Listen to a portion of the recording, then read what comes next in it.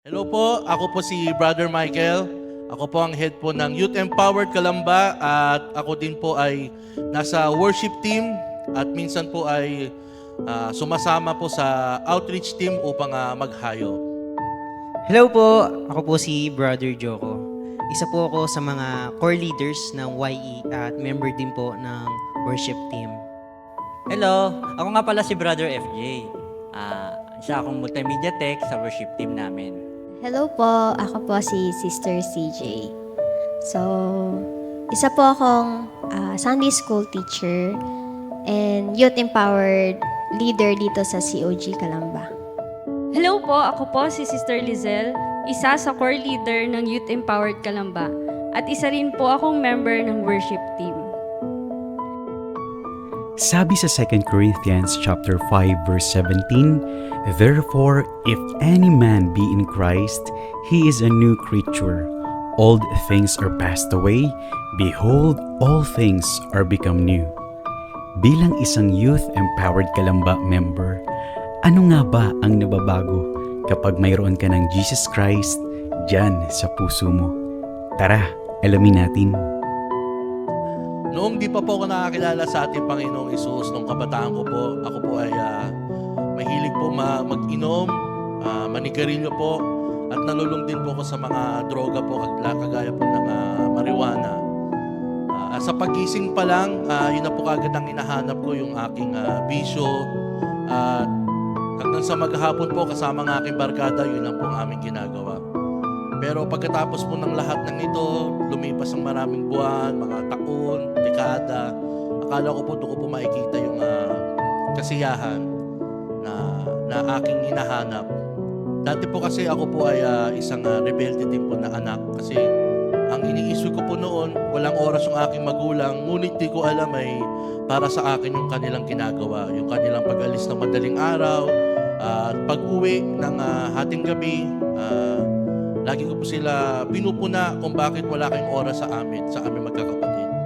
Siyempre po, nung kabataan ko po, di pa po ako ganun mag-isip, kaya talagang nakuha po ako ng kaaway at nagamit ako upang masira po yung aming family, aming relasyon sa aking magulang. Lumipas po ang maraming taon, yung galit ko po sa aking magulang, sa katampo, namuo po siya, no? Para po siyang naiipon sa aking dibdib yung galit po. Kaya pasalamat po ko kay Lord, may dumating po yung araw na may nag-invite po sa akin sa isang youth camp.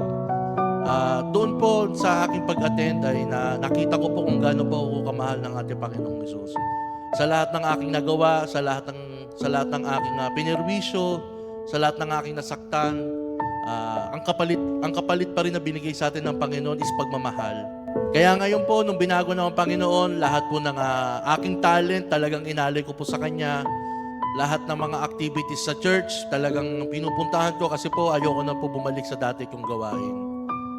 Sobrang thankful po kay Lord kasi po yung pagmamahal niya kahit na meron na po akong sariling pamilya, may asawa at anak na po ako. Yung love niya po sa akin hindi po talaga nagbabago. Ngayon po, as leader po ng Youth Empowered Calamba, lahat po ng binigay sa akin ni Lord na talento, skill at karunungan, ginagamit ko po ito para po makapag-reach tayo ng mga kabataan pa na hindi nakakakilala kay Lord. At lagi ko rin po pinagdadasal na, Panginoon, dalhin niyo po kami sa mga lugar na ito, sa mga kabataan, di man kabataan, sa mga nanay at tatay din po na hindi pa po nakakilala sa Panginoon. Magamit po kami, itong Youth Empowered Calamba, makapag-reach ng soul at magampanan po namin ang 1% vision ng church. Kaya Panginoon, maraming salamat sa patuloy na paggabay at pagbigay ng wisdom. Hindi ko po magagawa ito kundi po dahil sa inyo. Bago ko po tinanggap si Jesus sa aking buhay, naging alipin po ako ng bisyo dahil sa impluensya ng barkada. Pag ako'y nasa inuman, ako lagi ang nangungunang tumugtog at kumanta. Ngunit ngayon, tinanggap ko na si Jesus at nagsimula ng mabago ang aking buhay. Ngayon po, ako po ay naglilingkod sa Panginoon bilang gitarista ng worship team sa church. Minsan, sumasama din po ako sa Team Hayo ng Outreach Department. Doon po, nagbabahagi ako kung paano ako binago ng Panginoon sa kapwa ko kabataan. At binabahagi ko din po yung mga mabubuting balita para sa mga hindi pa nakakilala sa Panginoong Hesus. Kaya lahat ng ito ay nagagawa ko dahil sa Panginoong Hesus na nagmahal at nagbigay sa akin ng bagong buhay para magamit sa kaluwalhatian niya. Dati ang aking buhay, pag-alagala lang, laging nasa labas, nasa barkada, ginagabi na ng uwi. Dati na rin ako naging part ng worship band nung ako yung high school ako sa ibang church. Sa kasamaang palad, nung ako yung wala sa worship band na ito, parang naging miserable ang aking naging buhay. Kumbaga, kung ano-ano na lang yung mga ginagawa ko, nagbalik uli ako sa dating gawain na puro gala, ginagabi ng uwi. Ngunit, nung ako nagtatrabaho lalo, ganun pa rin. Parang may kulang lagi sa buhay ko. May kulang lagi na parang meron akong hinahanap na isang bagay na ginagawa ko noon na hindi mawawala sa akin. Ayun pala ang pagsiserve kay God. Nung natagpuan ko ang COG, Calamba Parian, nagsimula ako sa pagiging observer ulit. Nagsimula ako sa pagiging patulong-tulong sa church. Nag-usher-usher. Then, sa kabutihang palad, ako'y tinawag ni Lord muli upang maging kanyang servant. Hiningi ko rin tong sign na ito kay Lord na kung anong mang pagsiserve ang gusto niyang gawin ko para sa kanya, ay tatanggapin ko para lang makabalik sa pagsiserve sa kanya. So ito nga po, sa present, ako isang multimedia tech sa aming worship band. Kinagagalak ko na maging part ng team na ito at pinagpapasalamat ko sa ating Panginoong Hesus. At muli, nakabalik ako sa pagsiserve as multimedia tech ng worship team band. Muli, pinagpapasalamat ko sa ating Panginoong Hesus na muli ako sa Kanya nakakapag-serve as Kanyang multimedia tech sa ministry. Pinagpapasalamat ko ito kasi simula nung nabalik ako sa pag-ministry ay naging maayos ang buhay ko at naging tama ang pananaw ng aking pag-iisip. Salamat sa ating Panginoong Hesus. Dati po akong nagsiserve sa dati kong church doon sa Palawan. Lahat po ng ministry sa church namin, napasukan ko na po.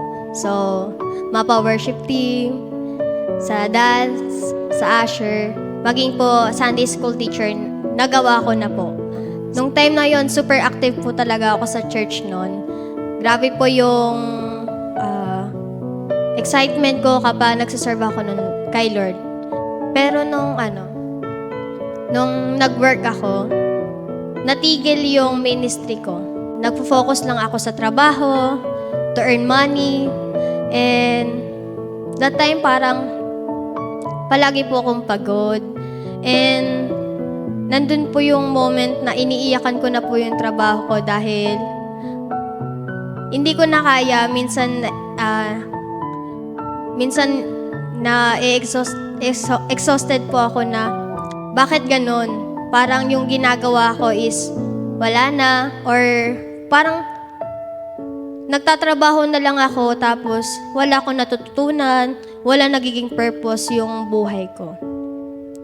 Nung time na din na yon, sabi ko, I feel lost. Di na rin ako nakakapagbasa ng Bible noon. Tapos, gabi-gabi naiyak ako na bakit po ganito yung buhay ko, Lord? Bakit ganito yung nangyari sa akin? Parang palagi na po akong pagod. Yung kinikita ko sa pagtatrabaho ko parang hindi sapat. Hindi ko na fulfill yung mga goals ko sa buhay ko. Pero pumunta po ako dito sa Calamba. Lumipat po ako ng trabaho. So, nakita ko po itong COG Calamba. And nakita ko yung purpose ko. Nakita ko yung pinapagawa sa akin ni Lord. At yun yung lagi niya sinasabi na Great Commission dun sa Matthew na sinasabi niya. Yung sa Matthew 28. Na go therefore and make disciples, baptizing them in the name of the Father, of the Son, and of the Holy Spirit. Lagi yun yung sinasabi sa akin ni Lord na yun yung purpose mo. To go and make disciples. To go and make disciples. Until one day, nag-decide ako na, baka ito na yung sinasabi ni Lord na mag-share na ako ng gospel. Kasi nung time na yun, nung wala pa ako kay Lord, hindi pa ako nag-uumpisa sa ministry, tikam ang bibig ko. Though gusto kong mag-share sa iba yung feeling niya na nahihiya ka, ganun. Pero nung nandito na ako sa church, sabi ko, ito yung pinupush sa akin ni Lord na, sige, gawin mo yung pinapagawa ko, ako nang bahala sa'yo. Tapos nung time na yon, nakapag-start na po ako mag-Sunday school ministry nung May 25, 2023. Grabe po yung ginawa sa akin ni Lord simula nung time na yon. Ngayon po, nung binago po ako ni Lord, grabe po yung improvement, especially sa sarili ko, na kaya ko na po mag-share ng gospel kahit sa maliit, sa mga kids, sa mga ka-workers ko, tapos even sa family ko. Ganon din po sa sa family ko po. Nakakapag-share na rin po ako ng word of God sa kanila. Tapos nakikita ko na habang tumatagal may pagbabago po sa buhay nila. Sa Sunday school, iba na po yung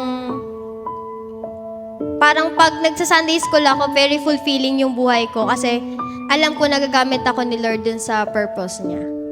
Palagi po ako nagpapasalamat sa Panginoon dahil hindi nasayang yung buhay ko, kundi nagbago at palagi niya po akong ginagamit para sa pag-eebanghelyo po. Dati na po akong nagsiserve nung bata pa ako, pero hindi ko yun sinasapuso or nagsiserve lang ako dahil nasa isip ko, responsibilidad ko na mag-serve kasi kasama ako sa school club. At naramdaman ko na nagsiserve ako kay Lord, pero mali ang intensyon ko. Kaya tumigil ako sa pagsiserve. Nabisi ako sa work at sa makabundong buhay. Nagtatrabaho pero parang kinukulang pa rin. Lot of worries and also drain. Dahil sa pagod, stress, dahil hindi na alam ko anong gagawin sa oras ng problema. Ngayon, muli akong tinawag ni Lord. Nakilala ko ng lubos ang Panginoon at nagsiserve na ako ngayon ng may puso. Pusong may kagalakan. Dahil ang Panginoong Diyos lang ang pinagsiservan ko. Inaawitan ko, isinishare ko na ang mga words niya. Nalaman ko ang tunay na kahulugan ng serving of God. At sa paghakbang ko sa buhay na kasama siya, lahat ng bagay gumagaan. Even na dumating ang problema sa pamilya, lagi niyang pinapaalala sa akin na huwag mag-alala. Andyan siya para sa akin. Hindi kami pababayaan. At ngayon, patuloy ko pinapanalangin na makasama ko rin ang pamilya ko dito sa Church of God, Calamba. Maramdaman din nila kung ano ang presensya ng Panginoon na nararamdaman ko. Malaman din nila kung gaano kabuti ang Panginoon sa buhay namin na nagpo-provide sa pangangailangan namin. Na minsan, nagkakaproblema, minsan, kinakapos. But still, andyan yung Panginoon para i-provide ko ano ang kailangan ng aming pamilya. Gagawa ko na magsilbi sa Panginoon ng may kagalakan, hindi na nahihiya na i-share ang word niya. Ganon din ang pagmamahal niya sa akin. Ginagawa niya akong daluyan ng pagmamahal patungo sa iba, lalo na sa pamilya ko. Kaya sa pagsuserve ko, itinataas ko lahat sa Panginoon ko ano ang mga bagay na nakakapagpaalala sa akin. Ganon din sa pamilya ko na minsan nag-aalala. But still, kay Lord pa rin kumakapit. How about you, kabataang Kristiyano? Ano-ano ang nabago sa buhay mo nang tanggapin mo si Lord bilang Panginoon at tagapagligtas mo? Muli, happy anniversary sa Youth Empowered Calamba. Sabay-sabay tayo magpalakasan para sa ating pananampalataya at ang pag-ibig ng Panginoon ay palaging nasa atin kaya walang imposible sa pangalan ni Jesus. God bless you. Muli, bumabati ako ng happy anniversary sa Youth Empowered Calamba. And I pray na mas dumami pa ang kabataang Kristiyano. Sa Panginoon lamang ang papurit pasasalamat. Amen. God bless. Muli, binabati ko ng happy first anniversary Youth Empowered Calamba. And I pray na mas marami pa kaming kabataan na mahikayat, magpagamit sa ating bahay-sambahan na ito. Salamat and God bless you. Muli, happy first anniversary Youth Empowered Calamba.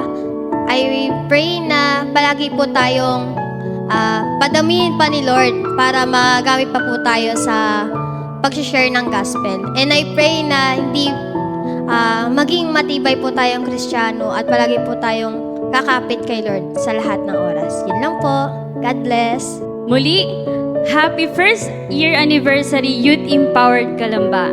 I pray na mas dumami pa ang ating kabataan na makakasama nating lumalim pa sa Panginoon. Stay connected sa bawat isa at lalong-lalo na sa Panginoon. God bless you!